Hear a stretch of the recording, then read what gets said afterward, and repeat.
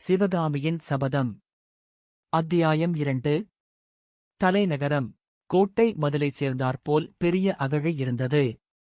அதன் அகலம் சுமார் 100 அடி இருக்கும். குனிந்து பார்த்தால் கிடுகிடு பள்ளமாயிருந்தது. அடியில் இருண்ட நிறமுள்ள ஜலம் காணப்பட்டது. நமது பிரயாணிகள் வந்த ராஜ பாதையானது அகழியின் அருகில் வந்ததும் இரண்டாகப் பிரிந்து ஒன்று வலப்புறமாகவும் ஒன்று இடப்புறமாகவும் கோட்டை மதிலைச் சுற்றி அகழிக் கரையோடு சென்றது. சாலையோடு வந்த வண்டிகளும் மனிதர்களும் இடப்புறமாகவோ வலப்புறமாகவோ மதிலைச் சுற்றிக் கொண்டு போனார்கள். அகழியின் மேல் ஒரு குறுகலான மரப்பாலம் காணப்பட்டது. அது கோட்டை வாசல் வரை சென்றது. புத்த பிக்ஷு பரஞ்சோதிக்கு சைகை காட்டிவிட்டு அந்த பாலத்தின் மேல் நடந்து சென்றார். பரஞ்சோதியும் அவரை பின்தொடர்ந்தான். இதென்ன, இவ்வளவு சின்ன பாலமாயிருக்கிறதே? கோட்டைக்குள் வண்டிகளும் வாகனங்களும் எப்படிப் போகும் என்று கேட்டான் பரஞ்சோதி. இந்த வாசல் வழியாகப் போக முடியாது. வடக்கு வாசலிலும் கிழக்கு வாசலிலும் பெரிய பாலங்கள் இருக்கின்றன. அவற்றில் யானைகள் கூட போகலாம் என்றார் சந்நியாசி. பாலத்தைத் தாண்டிக் கோட்டை வாசலருகில் அவர்கள் வந்தார்கள். அங்கே ஒரு சேமக்கலம் கட்டித் தொங்கிற்று. பக்கத்தில் ஒரு கட்டையும் கிடந்தது. கட்டையை எடுத்து சேமக்கலத்தில் ஒரு தட்டத் தட்டினார் சந்நியாசி. மேலே இருந்து, யார் அங்கே என்று குரல் கேட்டது. கோட்டை வாசலின் மேல் மாடத்திலிருந்து ஒருவன் எட்டிப் பார்த்தான். இருட்டிவிட்டபடியால் அவன் முகம் தெரியவில்லை. மருதப்பா, நான்தான் என்று சாமியார் சொல்லவும், மேலே இருந்து எட்டிப் பார்த்தவன், தாங்களா? இதோ வந்துவிட்டேன் அடிகளே என்று கூறிவிட்டு மறைந்தான். சற்று நேரத்துக்கெல்லாம் கோட்டைக் கதவின் தாழ் திறக்கும் சத்தம் கேட்டது. கதவில் ஒரு மனிதர் உள்ளே புகக்கூடிய அளவு துவாரம் தோன்றியது. புத்த சந்நியாசி அந்த துவாரத்திற்குள் புகுந்து சென்று பரஞ்சோதியையும் கையை இடித்து உள்ளே அழைத்துக் கொண்டார். மறுபடி கதவின் துவாரம் அடைக்கப்பட்டது. பரஞ்சோதி உள்ளே போனதும் நகரின் பக்கம் பார்வையை செலுத்தினான். எங்கே பார்த்தாலும் பிரகாசமான தீபங்களால் நகரம் ஒளி மயமாக காணப்பட்டது. ஆயிரக்கணக்கான மனிதர்கள் பேசுவதிலிருந்து உண்டாகும் கல் என்ற ஓசை எழுந்தது. பரஞ்சோதி இதுவரையில் அவ்வளவு பெரிய நகரத்தை பார்த்ததே கிடையாது. எனவே பார்த்தது பார்த்தபடி பிரமித்து நின்றான். புத்த சந்நியாசி கதவைத் திறந்த காவலனை பார்த்து, மருதப்பா, நகரில் ஏன் கலகலப்பு குறைவாயிருக்கிறது? கோட்டைக் கதவு இதற்குள் ஏன் சாத்தப்பட்டது? ஏதாவது விசேஷம் உண்டா என்று கேட்டார். நன்றாகத் தெரியவில்லை சுவாமி. இன்று காலையிலிருந்து நகரம் ஒரே கோலாகலமாய்த்தானிருந்தது என்பதற்குள் புத்த பிக்ஷு குறுக்கிட்டார். கோலாகலத்துக்குக் காரணம் என்று கேட்டார். தங்களுக்குத் தெரியாதா? சிவகாமி அம்மையின் நடனம் இன்றைக்கு சக்கரவர்த்தியின் சபையில் அரங்கேறுவதாக இருந்தது. அதனால்தான் ஜனங்களுக்கு அவ்வளவு கொண்டாட்டம். எந்த சிவகாமி அம்மை என்று சந்நியாசி கேட்டார்.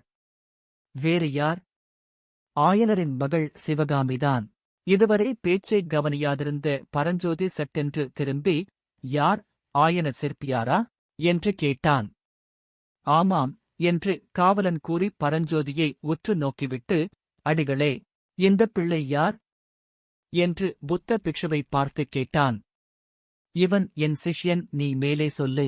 சிவகாமி அம்மையின் நடனம் அரங்கேறுவதாக இருந்தது. பிறகு சபை கூடி அரங்கேற்றம் நடந்து கொண்டிருந்ததாம். பாதி நடந்து கொண்டிருந்தபோது யாரோ தூதுவர்கள் வெகு அவசரச் செய்தியுடன் வந்திருப்பதாக தெரிந்ததாம். சக்கரவர்த்தி சபையிலிருந்து சட்டென்று எழுந்து போனாராம். அப்புறம் திரும்பிச் சபைக்கு வரவே இல்லையாம். குமார சக்கரவர்த்தியும் மந்திரி மண்டலத்தாரும் கூட எழுந்து போய்விட்டார்களாம். நாட்டியம் நடுவில் நின்று போய்விட்டதாம். அஸ்தமித்ததும் கோட்டைக் கதவுகளை அடைக்கும்படி எனக்கு கட்டளை வந்தது. அவ்வளவுதான் எனக்குத் தெரியும். என்னவாயிருக்கலாம் சுவாமி? யுத்தம் ஏதாவது வரக்கூடுமா?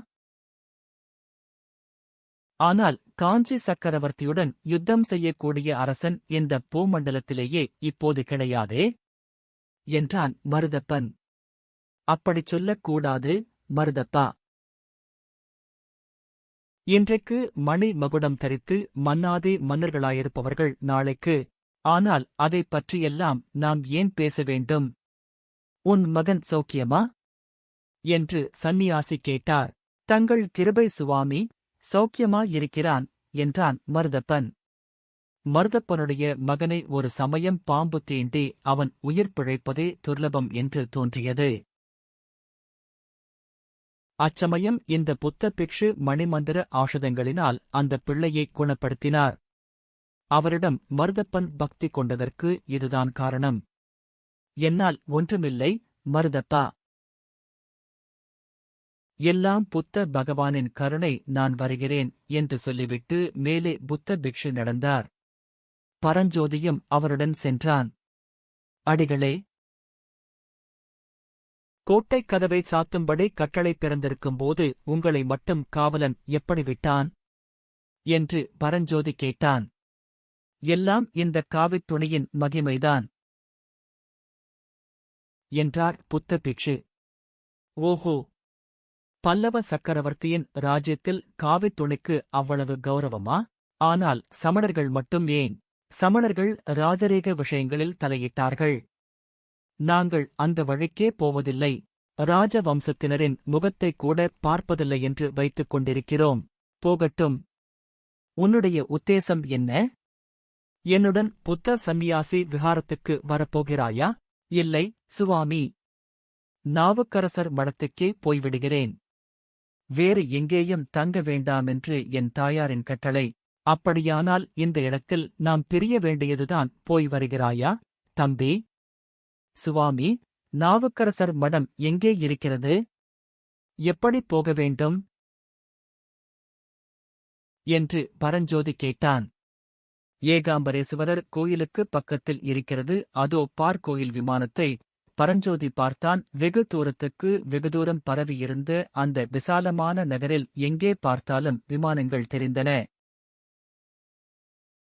இந்த வரலாறு நிகழ்ந்த காலத்தில், அதாவது ஏறக்குறைய வாலிப பிரயாணி நேரே புத்த பிக்ஷு காட்டிய திக்கை நோக்கிச் சென்றான். அக்காலத்தில் தென் தேசத்திலேயே மிகவும் பிரசித்தி பெற்று விளங்கியது காஞ்சி மாநகரம். அந்நகரின் வீதி ஒவ்வொன்றுமே தேரோடும் வீதியைப் போல் விசாலமாக அமைந்திருந்தது. வீடுகள் எல்லாம் மாளிகைகளாகவே இருந்தன. ஆங்காங்கே கல்லாலான தூண்களின் மேல் விசாலமான அகல்களில் தூங்கா விளக்குகள் சுடர்விட்டு பிரகாசித்துக் கொண்டிருந்தன. வீதிகளில் ஜே ஜே என்று போவோரும் வருவோருமாய் ஏகக் கூட்டமாயிருந்தது. கடைத்தெருக்களின் காட்சியையோ சொல்ல வேண்டாம். காசி முதல் கன்னியாகுமரி வரையில் பரதகண்டத்தில் விளையும் பொருள்களெல்லாம் அந்த கடை வீதிகளில் கிடைக்கும். புஷ்பக் கடைகளாக ஒரு பக்கம், பழக்கடைகளாக ஒரு பக்கம், பட்டணக் கடைகளாக ஒரு பக்கம், தானியக் கடைகள் ஒரு பக்கம், முத்து ரத்தின வியாபாரிகளின் கடைகள் இன்னொரு பக்கம். இப்படி கடை வீதியானது எல்லையில்லாமல் வளர்ந்து கொண்டே போயிற்று. பரஞ்சோதி அளவில்லா வியப்புடன் மேற்கூறிய வீதிக் காட்சிகளை பார்த்துக் கொண்டு போனான். ஆங்காங்கே ஜனங்கள் கூட்டமாய் நின்ற இடங்களில் எல்லாம் சிவகாமி அம்மையின் நடன அரங்கேற்றம் நடுவில் நின்று போனதைப் பற்றியும், கோட்டைக் கதவுகளை சாத்தும்படி கட்டளை பிறந்திருப்பதைப் பற்றியுமே பேசிக் கொண்டிருந்ததை அவன் கேட்டுக்கொண்டு நடந்தான். சற்று நேரத்துக்கொரு தடவை அவன் எதிரே வந்தவர்களிடம், ஏகாம்பரேசுவரர் கோயில் எது? என்று கேட்டான். அதோ என்று அவர்களும் சுட்டிக்காட்டிவிட்டுப் போனார்கள். ஆனாலும் ஏகாம்பரேசுவரர் கோயிலை அவன் அடைந்தபாடில்லை. புதிதாக ஒரு பெரிய நகரத்தை பார்க்கும் அதிசயத்தில் மூழ்கியிருந்தபடியால் பரஞ்சோதியும் கோயிலை சீக்கிரமாக கண்டுபிடிப்பதில் அவ்வளவு கவலையுள்ளவனாயில்லை. இப்படி அவன் வீதி வலம் வந்து கொண்டிருக்கையில் திடீரென்று ஓரிடத்தில் ஏகக் கூச்சலும் குழப்பமும் உண்டாவதைப் பார்த்தான். ஜனங்கள் நாலாபுறமும் சிதறி ஓடினார்கள். கோயில் யானைக்கு மதம் பிடித்துவிட்டது. ஓடுங்கள், ஓடுங்கள் என்ற கூக்குரலோடு சேர்ந்து குழந்தைகள் வீரிடும் சத்தம், ஸ்திரீகள் அலறும் சத்தம், குதிரைகள் கனைக்கும் சத்தம், வீட்டுக் கதவுகளை தடால் தடால் என்று சாத்தும் சத்தம், மாடுகள் அம்மா என்று கத்தும் சத்தம், கட்டை வண்டிகள் கட கட என்று உருண்டோடும் சத்தம் இவ்வளவும் சேர்ந்து சொல்ல முடியாத அல்லோலகல்லோலமாகிவிட்டது. பரஞ்சோதி ஒரு கணம் திகைத்து நின்றான். தானும் ஓட வேண்டுமா, எந்தப் பக்கம் ஓடுவது என்று அவன் மனம் சிந்தித்துக் கொண்டிருந்த போதே அவனுக்கெதிரே நடந்த சம்பவங்களை அவனுடைய கண்கள் கவனித்தன. தெருவில் அவனுக்கு முன்னால் சற்று தூரத்தில் ஒரு பல்லக்கு சென்று கொண்டிருந்தது. அதில் சௌந்தரிய தேவதை என்று சொல்லக்கூடிய ஓர் இளம் பெண்ணும் அவளுடைய தந்தை எனத் தோன்றிய பெரியவர் ஒருவரும் இருந்தார்கள். பல்லக்கை தூக்கிச் சென்றவர்கள் அவர்களுக்குப் பின்னால் எழுந்த கூச்சலையும் கோலாகலத்தையும் கேட்டுவிட்டு பல்லக்கை கீழே வைத்துவிட்டு நாலா பக்கமும் சிதறி ஓடினார்கள். அதே சமயத்தில் அவனுக்குப் பின்னால் வெகு சமீபத்தில் மதங்கொண்ட யானை ஒன்று பூமி அதிர ஓடி வந்தது. இதையெல்லாம் கவனித்த பரஞ்சோதி ஒரு கணம் தயங்கி நின்றான். அடுத்த கணத்தில் ஒரு தீர்மானத்துக்கு வந்தவனாய் சட்டென்று கையிலிருந்த மூட்டையை கீழே வைத்து அவசரமாக அவிழ்த்தான். அதற்குள்ளிருந்த வேல் முனையை எடுத்து தன் கையில் வைத்திருந்த தடியின் முனையில் செருகிப் பொருத்தினான். பொருந்திய வேலை அவன் வலது கையில் தூக்கிப் பிடித்ததற்கும் மதங்கொண்ட யானை அவன் நின்ற இடத்திற்கு அருகே வருவதற்கும் சரியாயிருந்தது. அவ்வளவுதான். பரஞ்சோதி தன் முழுபலத்தையும் கொண்டு வேலை வீசினான். அது யானையின் இடது கண்ணுக்கருகில் பாய்ந்தது. யானையின் தடித்த தோலை பொத்துக்கொண்டு உள்ளேயே சென்றுவிட்டது. யானை பயங்கரமாக ஒருமுறை பிளிரிற்று. துதிக்கையால் வேலை பிடுங்கிக் காலின் கீழே போட்டு மிதித்தது. பிறகு வேலை எறிந்த வாலிபன் நின்ற பக்கம் திரும்பிற்று. மதங்கொண்ட யானையின் மீது வேலை எறிந்தால் அதனுடைய விளைவு என்னவாகும் என்பதை அந்த இளம் பிரயாணி நன்கு உணர்ந்திருந்தான். எனவே யானை தன் பக்கம் திரும்பக் கண்டதும் பல்லக்கு இருந்த திசைக்கு எதிர் திசையில் வேகமாக ஓடத் தொடங்கினான். யானை தன்னுடைய பிரம்மாண்டமான தேகத்தை முழுவதும் திருப்புவதற்குள்ளே அவன் வெகுதூரம் ஓடிவிட்டான். ஓடிய வண்ணமே திரும்பிப் பார்த்தபோது யானை வீறிட்டுக் கொண்டு தன்னை நோக்கி விரைந்து வருவதைக் கண்டான். உடனே அங்கே காணப்பட்டு ஒரு சந்தில் திரும்பி ஓடத் தொடங்கினான். சற்று நேரம் திரும்பிப் பார்க்காமல் ஓடிய பிறகு மறுபடியும் ஒரு விசாலமான பெரிய வீதியில்தான் வந்திருப்பதைக் கண்டான். தனக்கு எதிரே 5-6 யானைகள் மாவுத்தர்களால் ஏவப்பட்டு விரைவாக வந்து கொண்டிருப்பதைப் பார்த்து தெருவின் ஓரத்தில் ஒதுங்கினான்.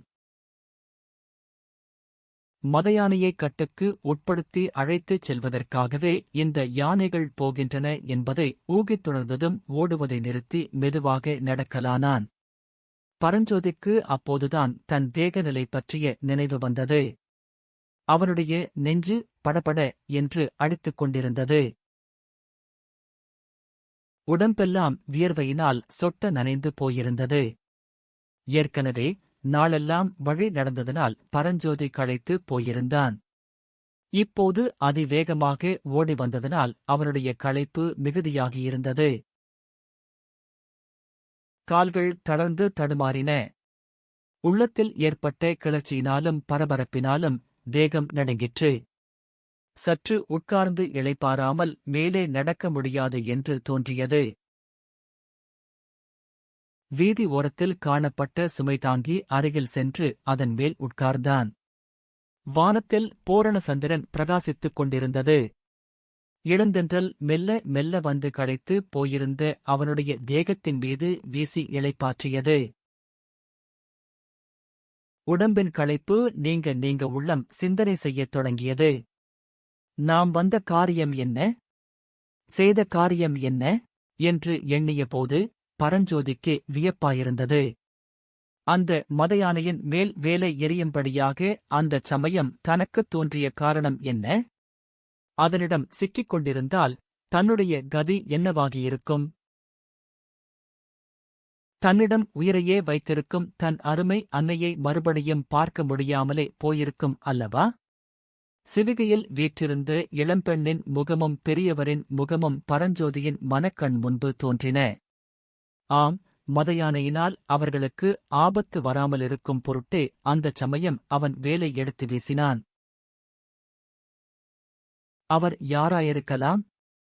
ஒருவேளை அரங்கேற்றம் தடைப்பட்டது குறித்து பேசிக் கொண்டிருந்தார்களே, அந்தச் சிவகாமி அம்மைதானோ அந்த இளம்பெண்? பெரியவர் அவளுடைய தந்தை ஆயனராயிருக்குமோ? இவ்விதம் சிந்தித்த வண்ணமாய் பரஞ்சோதி சுமைதாங்கியின் மேடை மீது சாய்ந்தான். அவனை அறியாமல் அவனுடைய கண்ணிமைகள் மூடிக்கொண்டன. நித்திராதேவி தன் மிருதுவான மந்திரக் கரங்களினால் அவனைத் தழுவலானாள்.